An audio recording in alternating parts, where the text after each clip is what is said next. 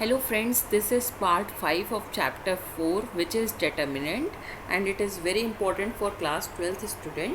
In this part we are going to read how to find the inverse of any matrices. Okay, hope you like my video. Do subscribe my channel and press the like button. So now see, determinants के basis पे हमने matrix को 2 part में divide किया है. They are either singular और non singular. Okay, सो singular matrices वो होती हैं जिनका डिटर्मिनेंट ज़ीरो हो, एंड नॉन सिंगुलर मैट्रिसेस वो होती हैं जिनका डिटर्मिनेंट नॉन ज़ीरो हो. सो नॉन सिंगुलर मैट्रिसेस का डिटर्मिनेंट नॉन ज़ीरो होता है एंड सिंगुलर मैट्रिसेस का डिटर्मिनेंट ज़ीरो होता है. इन्वर्स हम उन्हीं मैट्रिसेस का फाइंड कर सकते हैं जो कि नॉन सिंगुलर हो. Non singular means determinant not equal to zero. So inverse matrices वही होती हैं जो इन्वर्टिबल होती हैं. Means all these terms are interrelated. अगर मैट्रिक्स इन्वर्टिबल होगी मीन्स उसका इन्वर्स एग्जिस्ट कर रहा है. अगर वो इन्वर्स एग्जिस्ट कर रहा है मीन्स वो मैट्रिक्स नॉन सिंगुलर है. नॉन सिंगुलर मीन्स उसका डिटर्मिनेंट नॉन ज़ीरो है. ठीक है, तो ये सारी कंडीशंस हैं. हमने एक थ्योरम पढ़ी थी पिछले वीडियो में. ए को अगर उसके एडजॉइंट से मल्टीप्लाई कर दें किसी मैट्रिक्स को, या adjoint of any matrix multiplied with matrix will give you the scalar multiplication of determinant of that matrix with identity matrix. Okay, so इस फॉर्मूले का यूज़ करके हमें इन्वर्स की वैल्यू आती है 1 upon determinant of A matrix multiplied with adjoint of that matrix. Okay, so ये formula कैसे आता है मैं आपको डेरिवेशन बताती हूँ, but this is not so important for your exam purpose. To understand the topic clearly, I will explain the proof of this inverse formula. Okay, पहले इसको multiply both side with A inverse. A inverse से multiply करेंगे तो हमें यहाँ पे आएगा A inverse into A, adjoint of A inverse multiplication with determinant of a matrix with identity matrix. A inverse A will give you identity matrix, and multiplication of any matrix with identity matrix will give you matrix itself. So यहाँ पे हो जाएगा determinant of A into A inverse. So adjoint of A will be equal to determinant of A into A inverse. So यहाँ से value आएगी A inverse will be equal to 1 upon determinant of A into adjoint of A. ये हम application एक question में भी solve कर सकते हैं. I will explain you. See, एक मैट्रिक्स लेते हैं और इन्वर्स हमेशा स्क्वायर मैट्रिक्स का निकलेगा, ये याद रखना. ठीक है, क्योंकि डिटर्मिनेंट भी हम स्क्वायर मैट्रिक्स का निकालते हैं. सो ए एक कोई मैट्रिक्स है जिसमें वैल्यूज़ दी हैं 1 3 3 1 1 4 3 second row and third row 1 3 4. So अब हम पहले A11 निकालेंगे. A11 इसका को फैक्टर है जिसकी वैल्यू होगी -1 की पावर 1 + 1 4 3 3 4. मीन्स आपको फर्स्ट रो और फर्स्ट कॉलम को भूल जाना है. इसकी वैल्यू आ जाएगी 16 - 9 which will be equal to 7. Now A12 क्या होगा? A12 will be equal to -1 की power 1 + 2 in determinant 1 3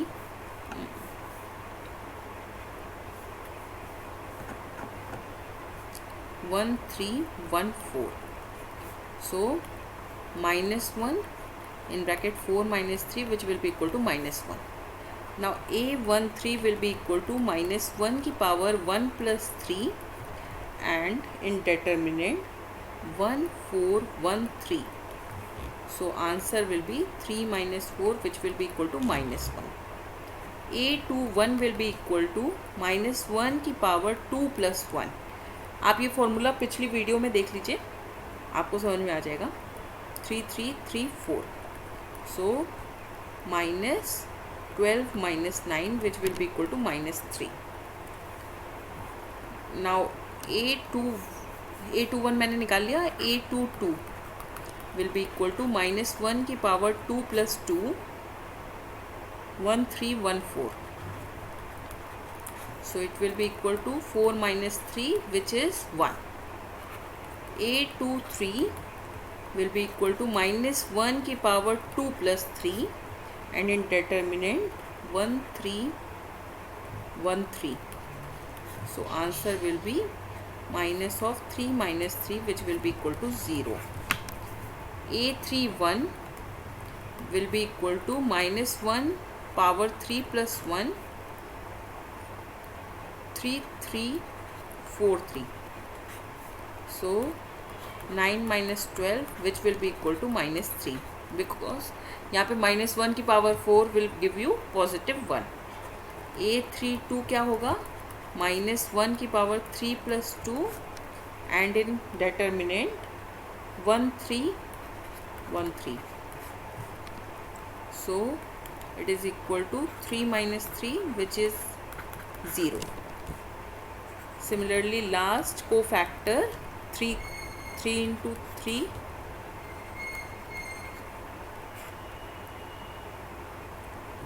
1 3 1 4, so it is equal to 4 - 3 which is 1.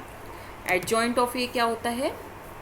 Transposition arrangement of cofactors, so it is equal to 7 - 3 -3 -1 1 0 -1 0 1.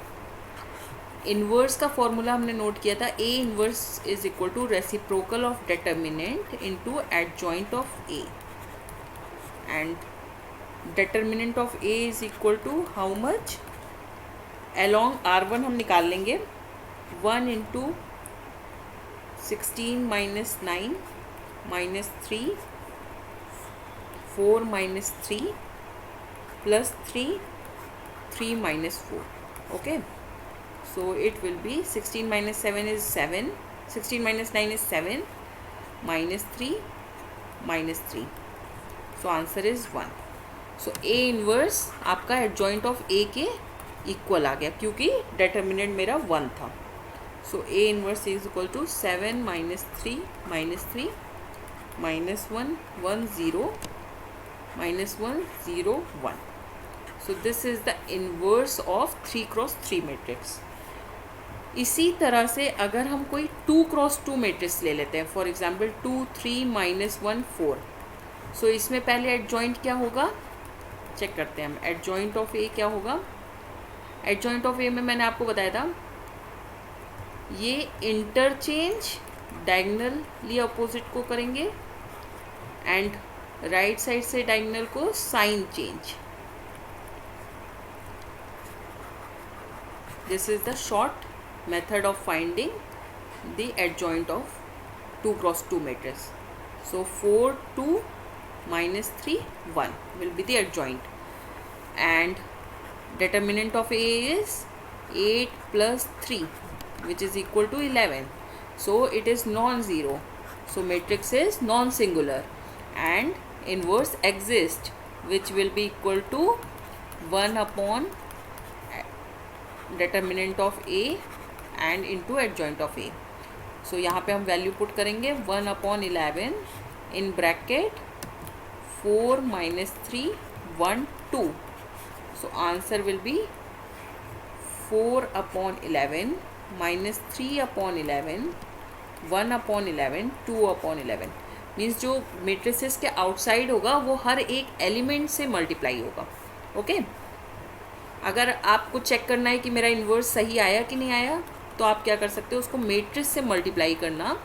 अगर वो आपको identity matrix मिलती है तो आपका इन्वर्स बिल्कुल सही है. Otherwise you had done mistake in calculating inverse of any matrix. Okay, now similarly हम डिटर्मिनेंट का यूज़ करके किसी 2 इक्वेशन का 3 इक्वेशन का सल्यूशन भी निकाल सकते हैं। सी कैसे? अगर आपको मैट्रिक्स एक कोई इक्वेशन दी है 2x + y = 7, x - y = 4, ठीक है। तो हमने पिछली क्लासेस में एलिमिनेशन मेथड, सब्स्टिट्यूशन मेथड सीखा था, बट यहाँ पे हम डिटर्मिनेंट का यूज़ करके, मैट्रिसेस का यूज़ करके इन इक्वेशन का सल्यूशन निकालेंगे। कैसे? पहले इसको आप मैट्रिसेस में कन्वर्ट कर लो, okay. Then you will check whether this matrix is singular और नॉन सिंगुलर, मीन्स आप इसका डिटर्मिनेंट कैलकुलेट कर लो।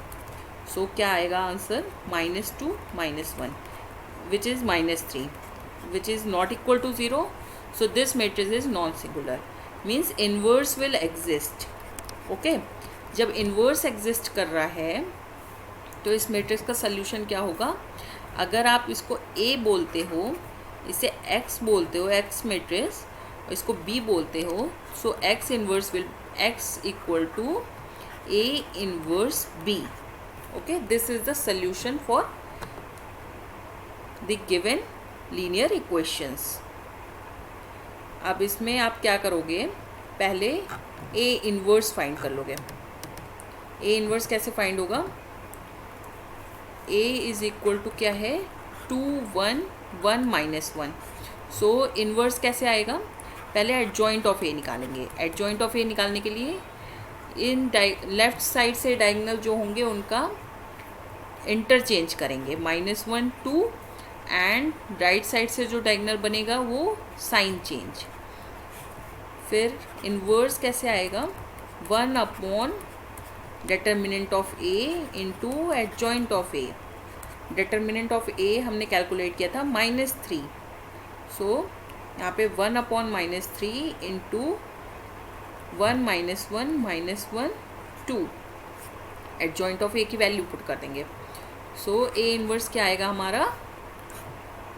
1/3 1/3 1/3 and -2/3. Now in next step we will find A inverse B, means A inverse को हम B से multiply कर देंगे, जैसे 1/3 1/3 1/3 -2/3, एंड B की वैल्यू हमारे पास क्या थी? 7 और 4. ये हमारी कॉलम मैट्रिक्स थी, ठीक है, क्योंकि कॉलम 1 है। अब यहाँ पे 2 × 2 की मैट्रिक्स है, ये 2 × 1 की है, तो आंसर में हमारी क्या आएगी? फर्स्ट मैट्रिक्स का रो एंड सेकेंड मैट्रिक्स का कॉलम, मीन्स 2 × 1 की। तो इसका आंसर आएगा 7/3 + 4/3 in first row, in second row 7/3 - 8/3, ठीक है। इसका कैलकुलेशन आप चैप्टर 3 में रीड करना, एक बार आपको समझ में आएगा कि कैसे करना है। तो -1/3 मीन्स x की वैल्यू ये आ गई आपके पास, that means x and y = 11/3 - 1/3. From here you get the value of x as 11/3, y = -1/3. अब आपको चेक करना है कि ये सोल्यूशन सही है या नहीं, तो आप कोई भी एक इक्वेशन उठा लीजिए। For example 2x + y = 7. अब यहाँ पे हम x और y की वैल्यू पुट कर लेंगे। x की वैल्यू हमारी थी 11/3 एंड y की वैल्यू थी